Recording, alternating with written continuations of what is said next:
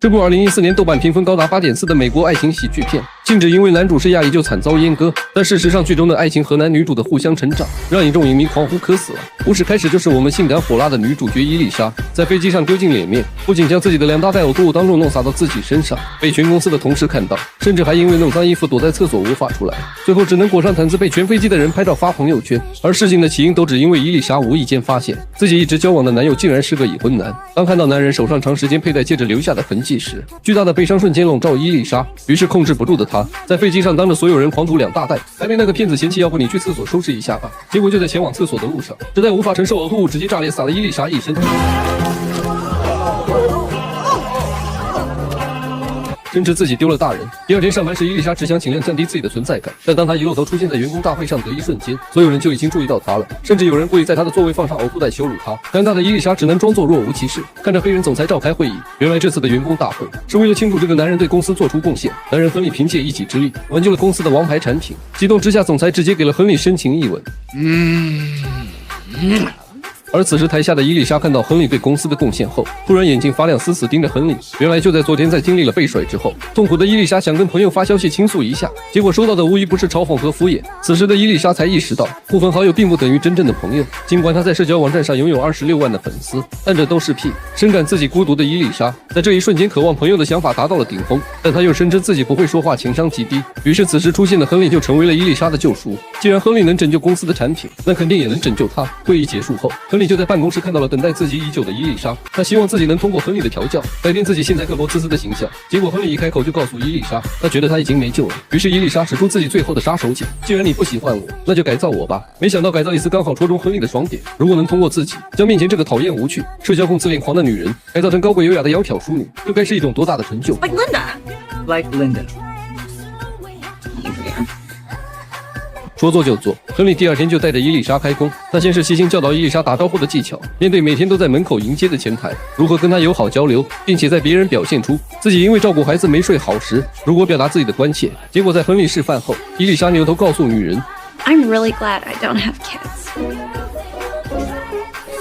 眼看伊丽莎无可救药，亨利决定先给这个女人布置个作业，他要带着伊丽莎去参加公司老板女儿的婚礼。而他对伊丽莎唯一的要求就是 Makeup should be light, your dress less tight, hair should be tame, your face softly framed, no 6-inch heels, no cleavage revealed, nothing coarse, nothing sleazy. And bring a wrap in case it's breezy. 但在伊丽莎大手大脚的花钱中，她早就没有米买新的礼服。于是伊丽莎将主意打到了自己最讨厌的邻居身上。 Friend, I am so screwed. I have this work wedding and I don't have anything appropriate to wear. And if you help me, I swear, I will never anonymously complain in management about your book club again. I knew that was you. 这下子伊丽莎彻底热闹布林，但在最后，布林还是带着所有伙伴上门准备帮助伊丽莎。在看着伊丽莎拿出自己胸垫和屁垫后，他终于跟自己选的礼服尺寸合适了。在布林精心的打扮下，当亨利前来接人时，就看到了全新的伊丽莎。当被布林精心打扮过的伊丽莎出现在亨利面前时，这个男人直接呆愣在原地。伊丽莎以为他在找形容词夸赞自己，结果亨利告诉他 Enormous amount of fragrance. Can't you say anything nice? Well, had you employed a lighter touch? 出发前，亨利警告伊丽莎，婚礼上唯一的要求就是你不要玩手机。而当伊丽莎在婚礼上惊艳亮相，她的光彩甚至超过了新娘。可当婚礼正式开始，新娘深情地向新郎表白，如此让人羡慕的爱情场景，众人皆落泪。可伊丽莎却感到一阵心塞。原来高中时的伊丽莎长这样，虽然长大后的伊丽莎能半步离身，但却从未被人如此重视。于是从高中时就养成的习惯，当伊丽莎感到尴尬时，她就会开始玩手机。于是正在婚礼进行到最重要的时刻，伊丽莎的游戏声音吸引了所有人的注意。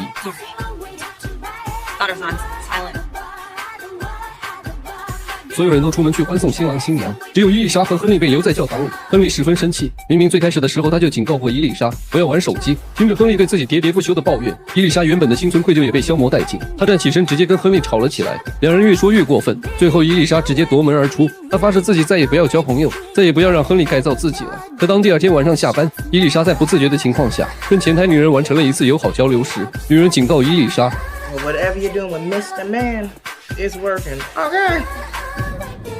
晚上，伊丽莎立刻前去寻找亨利，她向亨利解释自己玩手机不是因为无聊，是因为有多感触。这种感觉让他惶恐，所以想要逃避。他已经感觉到亨利对自己的改变了，他真诚地向亨利道歉，希望他能继续改造自己。而亨利看着面前的笨蛋美人，决定原谅他这一次。可当第二天一上班，亨利就发现伊丽莎又开始违反他给对方制定的穿衣规则，不仅身着性感短裙，暴露出绝对领域，甚至在办公室公然跟男人打情骂俏。看不下去的亨利立刻上前阻止，将伊丽莎带向自己的办公室，还不忘在身后脱下西装为伊丽莎贴心遮挡。亨利贴心地警告伊丽莎，你不能聊天的时候跟男人靠得那么近，别人会误会你的。谁知道伊丽莎告诉亨利，他跟男人确实有意图。这个从不玩社交软件的老男人，第一次上网就在前女友的孩子未来图上标记了自己的名字，而最开始的原因都是因为这个在整个办公室最放浪形骸的女人。仅仅是亨利跟她相熟的一周，伊丽莎就与办公室的2个男人开展地下恋情。他极力的想让伊丽莎保持端庄，多在乎一点办公室的人对她的看法，不要这么开放，但却被伊丽莎怒怼，那是因为你不了解我们这代人，对于年老的你看不懂我潮流，我不怪你，毕竟你跟这个时代早就失去了联系，你连社交软件脸书都不上。而相同的事情又发生在晚上，亨利再次因为不用脸书被全办公室的人嘲讽，气不过这口气，亨利立马就在电脑端开始下载。在这里他仿佛进入了新世界，就连自己一直最爱的工作都不能挽留他。看着里面的搞笑视频，亨利看了整整1夜，沉醉在里面。而这里工作的后遗症就是第二天一早他邋遢的出现在伊丽莎面前，而因为亨利太沉迷于脸书，他的不对劲很快就被伊丽莎察觉。在伊丽莎的逼问下，亨利承认了自己在用电脑端上脸书的事实，但老年人就是老年人，亨利竟然完全不知道手机端也可以上脸书。在伊丽莎的提醒下，他立刻开始拿起手机下载。在挂断视频前，伊丽莎再次好心提醒亨利，千万不要在脸书上偷窥你的前任哦。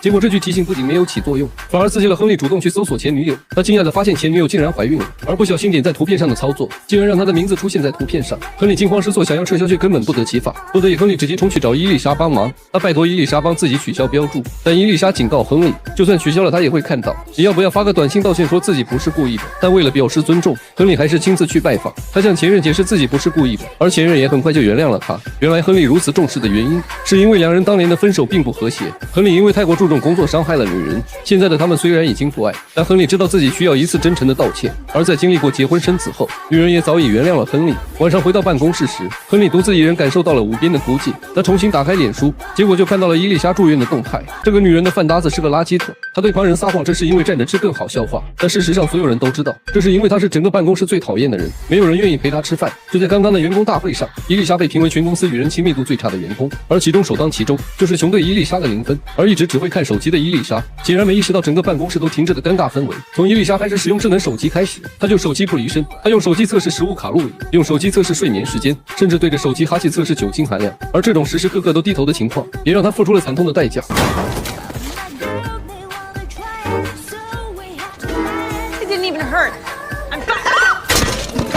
伊丽莎从医院康复后，亨利曾提议可以在上班时帮她保管手机，这样说不定能帮伊丽莎改掉坏毛病。结果伊丽莎All yours. You could have just said no. 中午时，伊丽莎又被亨利发现独自一人站在垃圾桶旁边吃午餐。亨利对上午熊给他打0分的事情非常好奇，便主动开始询问。于是伊丽莎回忆一下，她突然想起，在一次早上健身房结束运动后，饥肠辘辘的她跑进公司，在冰箱里发现了一份写着穷名字、令人垂涎欲滴的酸辣汤。而在伊丽莎喝得撒欢时，一个女人站在了伊丽莎身边。 Don't tell Joan. I am Joan. 回忆结束，结果亨利又发现伊丽莎正在吃的三明治也是穷的。他扶额痛苦地告诉伊丽莎，你必须跟穷打好关系，他是老板的得力干将，如果不想穿小鞋，你就老老实实的去搭讪吧。可让亨利没想到，伊丽莎的眉眼力劲竟然如此惊人。他只是站在穷旁边说了2句话，就让穷对他更恨一层楼。亨利安慰伊丽莎，讨好一个人最好的办法就是了解他的爱好，切入主题，而这恰好是伊丽莎的特长。他开始在诸多社交网站上搜索穷，可整整1夜过去，伊丽莎毫无所获。无奈的他只能去寻找朋友帮忙。从他的口中，伊丽莎得知熊从来不用任何社交软件，但他是大众点评的忠实用户。他在上面发表了少说1千多条的评论，而从这些评论中，伊丽莎得知熊每周5都会去参加一家健身房的有氧健身舞蹈课。说干就干，第2天伊丽莎就在同家健身房装作不经意间去偶遇熊，并且根据熊在大众点评上的发言作为切入点，跟熊聊起他的爱好。这招让熊对伊丽莎的好感瞬间倍增。舞蹈课结束后，就主动邀请伊丽莎前往家中做客，而伊丽莎根据熊的爱好买了她最喜欢的食物上门拜访。但就在熊的丈夫准备伸手去拿东西时，伊丽莎暴露了自己。It's got some to oregano, isn't it? 熊惊讶于伊丽莎怎么会知道自己丈夫牛至过敏，看着伊丽莎吞吞吐吐的样子，他瞬间就明白了伊丽莎在大众点评上监视自己。眼看熊又一次对自己失望，伊丽莎落荒而逃。她在第2天坐在亨利的办公桌上等着亨利，看到进门的亨利告诉他自己搞砸了，他对自己的社交能力已经失去了信心。但此时亨利却告诉伊丽莎，其实社交这件事大家做的都不好，就像我认为拉里是这个世界上最讨厌的人，但我也不得不跟他交朋友。Hi, Larry. God. 在伊丽莎又一次对着垃圾桶吃饭时，亨利让助理将她叫进办公室。原来他给伊丽莎买了一个新的垃圾桶。如果你非要选择一个垃圾桶的话，那我也希望你能用最干净的垃圾桶。看着亨利对自己的用心，伊丽莎坦白真心，原来有助于消化根本就是假的。她对着垃圾桶吃饭，是因为从来都没人陪她一起。Well, in that case,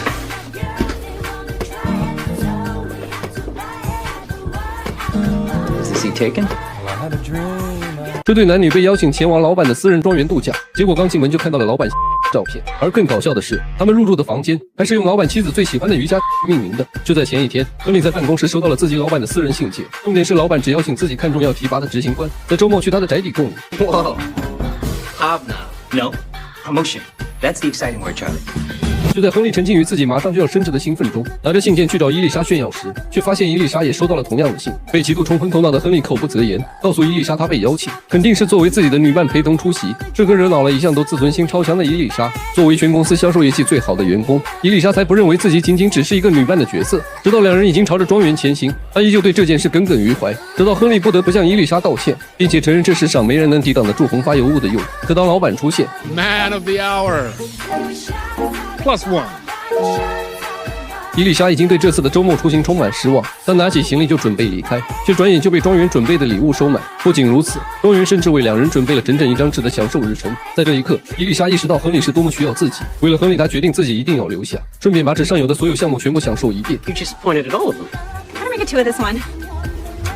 为了这次周末之行，亨利准备了自己最帅的骑行装和自己满腹对公司未来发展的展望建议。但亨利忘记了，这真的只是一次简单的周末度假。他喋喋不休的公司计划，在早餐桌上向所有人说得昏昏欲睡，直到伊丽莎蹦蹦跳跳的出现，在拯救和所有快无聊死的人。所有人都被欢快的伊丽莎影响，但亨利还想挽回一下，邀请所有人去骑马。结果丽莎一句自己要去游泳池边玩，所有人都中去换泳装，大家都换上清凉的泳装享受生活，只有亨利表情郁郁寡欢，参与不进去。他警告伊丽莎不要给自己捣乱，自己的马术可是用了3年，花了16000元才学会的。他今天必须要让老板对自己刮目相看，最好周一回到公司就颁布给自己升职的章程。结果又因为伊丽莎的一句想去徒步，所有人都开始去换运动装。一路上亨利还是不放弃，想缠着老板喋喋不休，结果又被彻底嫌弃。看着这样处处紧张的亨利，伊丽莎告诉他，你稍微放松点，至少在今天结束前做点能让人放松的事，说不定你就能畅所欲言了。可让伊丽莎没想到，在众人参观老板娘主导保护的淡水湖时， In fact, it's been untouched by human beings.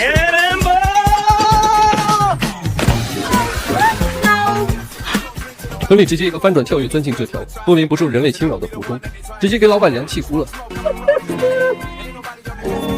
Why is everyone crying?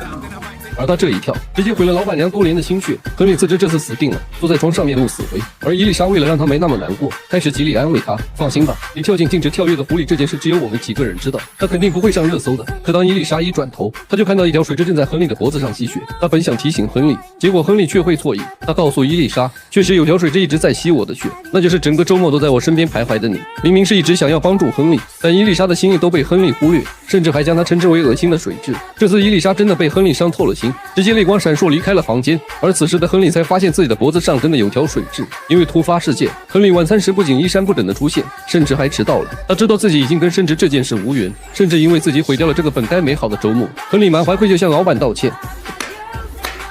Brava! Brava!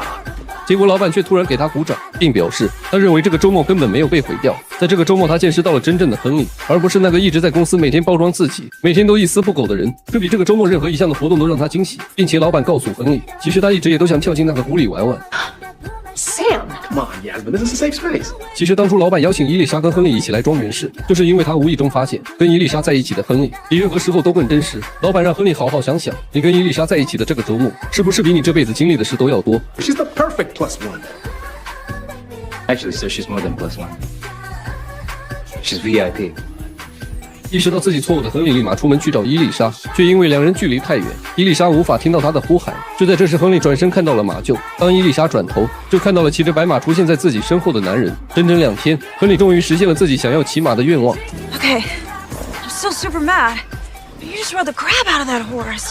他直接向伊丽莎道歉，但伊丽莎却以为他在为升职高兴。亨利坦白告诉伊丽莎，他确实是在为升职高兴，但让他更高兴的是，他意识到了他和伊丽莎之间的友情。原来的亨利更侧重于工作，但现在亨利清楚地认识到，伊丽莎跟自己的工作一样重要。Time. Yes. The time. 看着眼前的男人，伊丽莎敏锐地察觉到了亨利的害羞。在这个月光下，她的心跳漏了一拍，于是她决定好心的放过这个男人，不再追问他。当两人都结束周末之旅回家，庄园晚上的淡水湖又再次被玷污。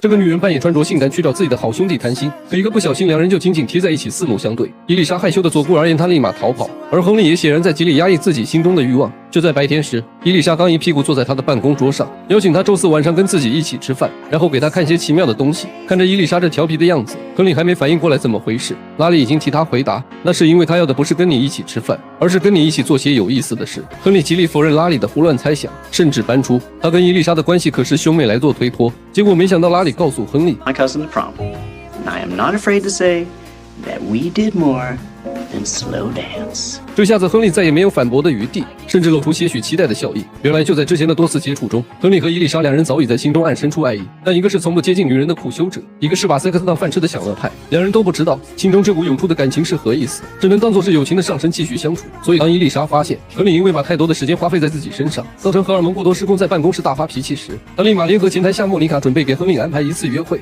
伊丽莎先是搞到楼下咖啡厅的优惠券，交给亨利，让他跟新来的咖啡师产生交集。就在咖啡师对亨利很满意，主动赠送了一份曲奇表达好感时，亨利这个钢铁直男直接把曲奇推了回去。 He blocked himself. It's like he doesn't even realize she's hitting on him. He has no game. And if we don't help him, he's probably gonna die alone. 于是伊丽莎想出以自己为诱饵约亨利出来，然后创造出全是女人的场所，让亨利今晚必须拿下一人。可让伊丽莎没想到，等到周四晚上她跟亨利一起出现在派对上时，迎接她的不是亨利的感谢，而是亨利感觉到被冒犯，对她和夏莫妮卡产生的怒火。亨利生气地告诉伊丽莎，我一直不谈恋爱是因为一个人也很好，我不需要滥交来证明我自己，我只想自己一个人静静地等待真爱的出现，你永远是体会不到这种感觉的。说完便愤怒地离开。而伊丽莎也知道自己做错，准备出门寻找亨利道歉。就在这时，她看到亨利即将坐上网约车离开，一个短发女人出现叫住了亨利。她告诉亨利，你是想抢我的车吗？但当两人确认后，发现其实是女人搞错了。亨利以为这是女人对自己暗示，两人顺势聊起来，结果亨利发现他跟这个短发女人简直合拍至极，不仅都喜欢安静，甚至都不擅长感情暗示。于是在最后，伊丽莎只能在路边看着亨利和女人坐上同一辆车离开。虽然亨利真的找到了可以共度夜晚的女人，但此刻的伊丽莎发现自己似乎并不是那么开心。当一个性感尤物在你面前做出这个动作，你会是什么反应？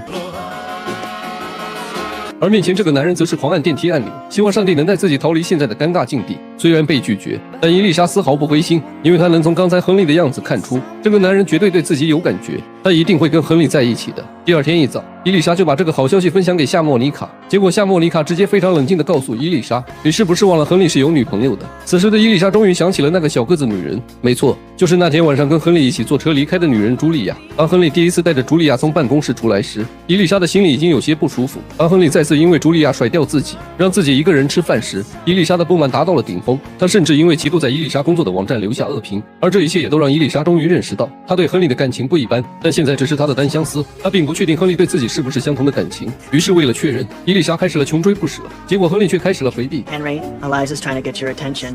当伊丽莎终于逮住机会，将亨利堵在办公室询问他是不是爱自己时，亨利竟然再次忽视伊丽莎的感情。他认为伊丽莎根本不爱自己，他只是享受自己对她的照顾。他所说的爱或许根本只是一种占有欲作祟。他认为伊丽莎根本不会恋爱，而这则深深地伤害了伊丽莎的感情。伊丽莎站起身怒斥亨利的懦弱，不会恋爱的那个人是你，不是我。虽然亨利极力辩解自己正在进行一段健康的感情，但伊丽莎轻易就拆穿了他的谎言。伊丽莎怒斥亨利才是那个胆小鬼，因为害怕而逃避，他不想再跟眼前的男人有任何交谈。结果一转身，两人就看到了亨利的正牌女友站在身后。这个女人大半夜跟自己的好朋友告白，结果一转身就看到人家的正牌女友站在那。 And that is the monologue from the play I'm auditioning for, so wish me luck, guys.